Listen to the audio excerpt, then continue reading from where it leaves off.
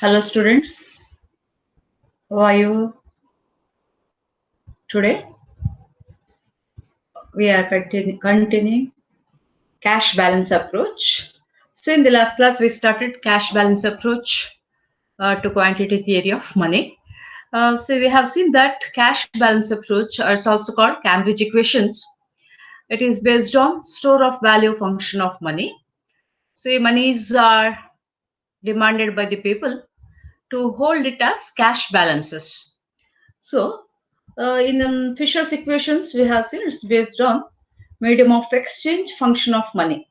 People require money to purchase goods and services or carry on transactions. So, it's called cash transaction version of quantity theory. Fisher's equation is also called cash transaction version of quantity theory. Here, in cash balance approach, we have seen the well-known Cambridge economists like Alfred Marshall, A.C. Pigou, Professor Robertson, Professor J.M. Keynes. They presented different equations, their own equations. They are known Cambridge equations. So in the last class, we studied Professor Marshall's equation. You see, Professor Marshall, Alfred Marshall, presented a cash balance equation or Cambridge equation. In the last class, we studied that is M is equal to KPY. So here, Professor Alfred Marshall considered people require or out of their current income they used to save or they used to hold some part as cash balances. In the last class we have seen that equation. We studied that equation. Under that equation there is, we studied like M is equal to KPY. I think you had taken your notebook. M is equal to KPY, where M is the supply of money, P is general price level that we have seen, and Y stands for aggregate income of the community, and K stands for a part of that aggregate income which people hold in the form of cash balances. That is Professor Marshall's equation. So we can say that price level directly varies with supply of money and inversely related to the aggregate income of the community. So we also studied in that equation, during a given period of time, supply of money remains constant, uh, trade activities remains constant, or we can say supply of money remains constant, income remains constant. The active factor is the K, which is the fraction of income of the community. So in this class, let's pass on this Pigou's equation, A.C. Pigou's equation. A.C. Pigou, eminent economist, neoclassical economist. He also gave Cambridge equation. So here, Professor Pigou's equation, just look at that equation. P is equal to KR by M. Here, according to Pigou, P stands for purchasing power of money. Purchasing power of money is also called value of money. Purchasing power of money, that is equal to KR by M. What's that KR stands for? See, here R stands for aggregate real income. Say in this equation, R stands for aggregate real income. Naturally, K stands for a part of aggregate real income in the community. So we can say fraction of real income held by people in the form of cash. That is K.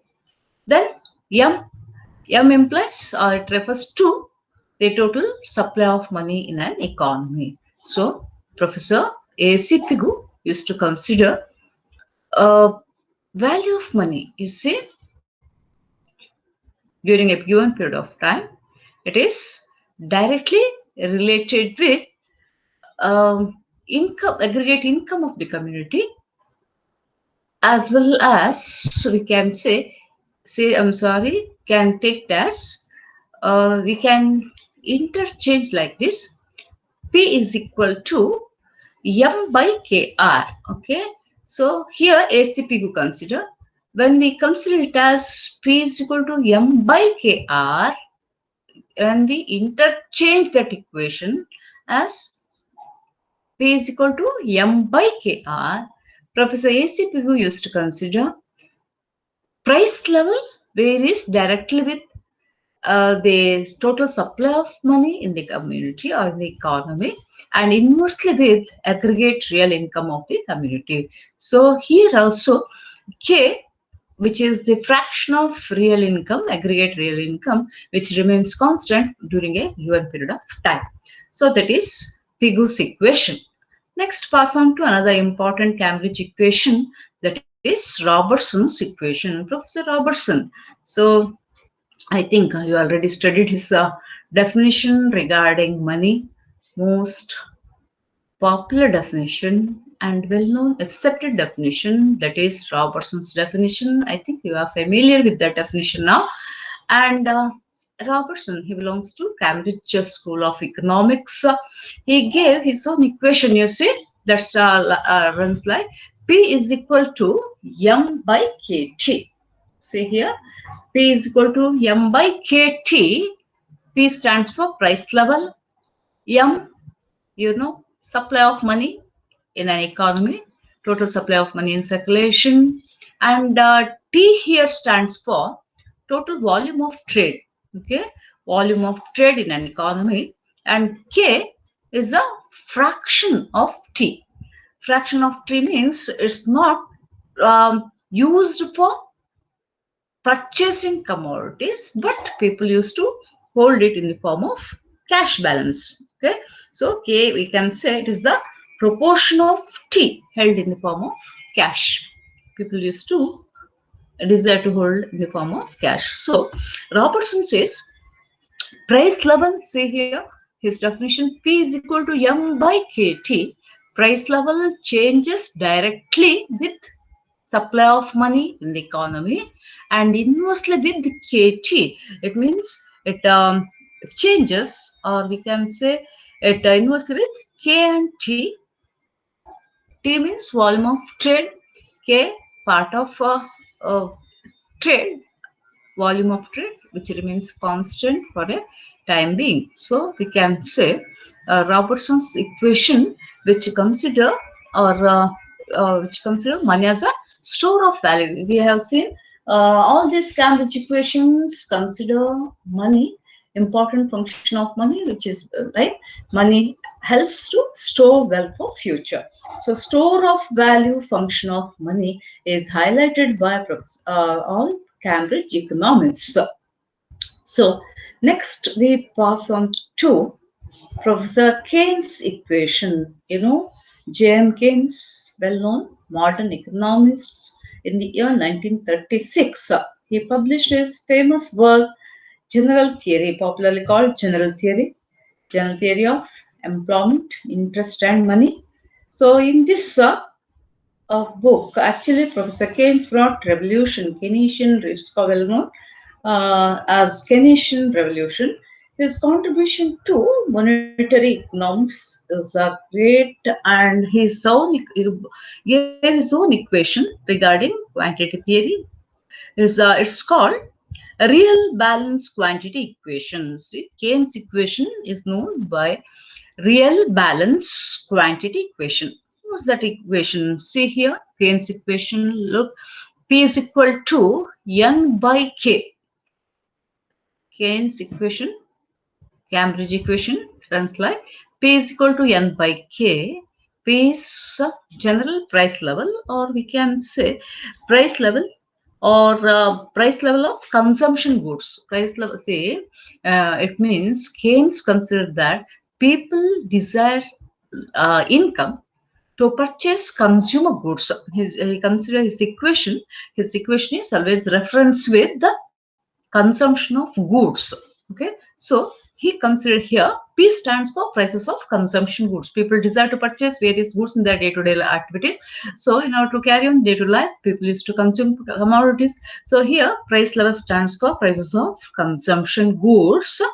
And K, see here, P is equal to N by K.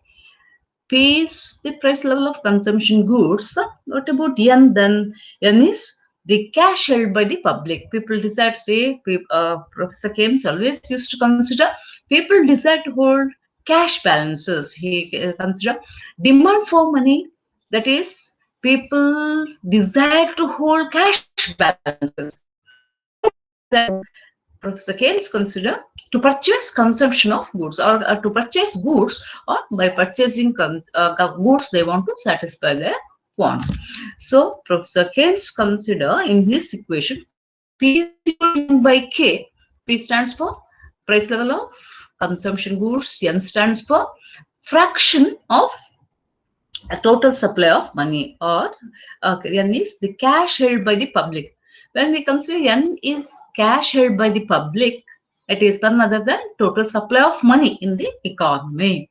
K is the fraction of N, part of income held by the people in the form of cash.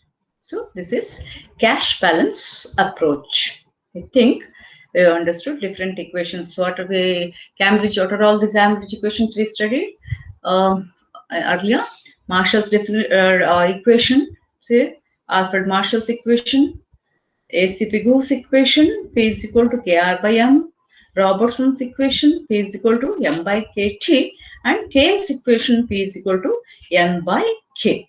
So all these are the different Cambridge equations, or it's also called cash balance approach, which highlights people's desire to hold cash balances. They want to hold certain portion of their income out of total income. They want to hold certain portion as cash balances for satisfaction of their wants. In order to carry on, or in order to meet their requirements, they want to hold money, so in the form of cash balances. So this is called cash balance approach. So this approach to quantitative theory has its own limitations, or we can say criticisms of cash balance approach. Mainly, um, say this all these equations mainly consider they money store of value function of money only. Actually, in the modern world, money performs a number of functions, but this equations highlights only one function of money, that is money acts as a store of value, so it has its own limit. These equations has narrow scope, their view is somewhat narrow, we can say. And these equations based on certain unrealistic assumptions. While developing their equations, they made certain assumptions, so you can't say it's a perfect definitions, or altogether acceptable equations. And also here rate of interest were not considered, and somewhat we can say in this dynamic world various aspects often changes. Price level changes, people's taste, preference, habits changes. All these aspects were not considered by these Cambridge economists. So this theory itself faces some limitations. Even then we can say this is somewhat superior to cash transaction version of quantitative theory of money developed by Professor Irving Fisher. So Irving Fisher's definition, cash transaction equation, cash transaction version was modified altogether given by modern economics, or sorry, this Cambridge economists. So this Cambridge equations is somewhat superior over cash transaction version of quantitative theory given by Professor Irving Fisher, because here there is a humanistic approach on this theory. Say Fisher's equation somewhat mechanical in character, but this these definitions or equations given by Cambridge economists is somewhat humanistic. ಅಂತೇಳಿದ್ರೆ ಸಾಮಾನ್ಯವಾಗಿ ಮಾನವ ಜನರ why people want to hold cash balances. There is focus is on people's desire to hold cash balances out of their current income, and then we can say it is somewhat comprehensive compared to earlier equation given by Professor Irving Fisher. So we can say this is applicable to short run also. Say whenever we consider economic activities in short run, it is possible to get good result than long run. So we can say uh, and also Professor J.M. Keynes developed a separate theory also, liquidity preference theory of interest, rate of interest theory. He developed liquidity preference theory. He used to consider three important motives to hold money, like transaction motive, precautionary motive, and speculative motive. I discussed this aspect in the earlier classes, so I think you can remember it now. So all these shows somewhat superiority of cash balance approach over Fisher's equation. So in the modern world also, while developing various monetary theories and also for some practical aspect also, these equations were considered. So with this we finish this theory, that is cash balance approach or Cambridge equations. See, I'll give some notes or you may write down. So notes, remaining notes, that is regarding Fisher's theory and also this cash balance approach. I'll give you shortly. So next we pass on to Friedman's restatement of quantity theory. So students, these theories are important from the point of your examination. Say from cash transaction version, Fisher's theory is often asked for 16 marks, and also for short notes also, that the Fisher's equation is asked, write a note on M is equal to PT. This Cambridge equations or cash balance approach is also asked for 16 marks, and also sometimes asked for 8 marks as well. Like explain Cambridge equations may be asked for 8 marks. So for these theories, you must give special attention. Fisher's theory as well as cash balance approach. Okay. So in the next class, let's pass on to another important theory, that is Friedman's restatement of quantity theory of money. So let us take up in next class. So thank you then. Take care.